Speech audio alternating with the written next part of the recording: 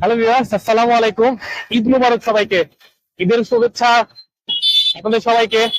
আপনারা দেখতে পাচ্ছেন আমাদের কুষ্টিয়া জেলার ঐতিহ্যবাহী একটি ব্রিজ, লালন শাহ ব্রিজ।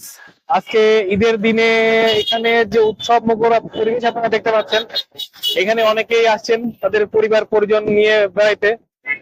আপনাদের দেখাই, পাশেই হচ্ছে আমাদের রূপপুর পারমাণবিক বিদ্যুৎ কেন্দ্রের চুল্লি, এবং হচ্ছে তার পাশেই আমাদের আছে আহ হার্ডিং ব্রিজ।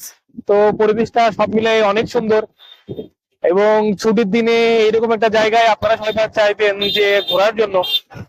তো আপনারা যারা পাবনাতে বা আমাদের কুষ্টিয়াতে আশেপাশে আছেন, যদি আপনারা কখনো সময় পান বা ছুটির দিন পান, আপনারা চলে আসবেন এটাতে।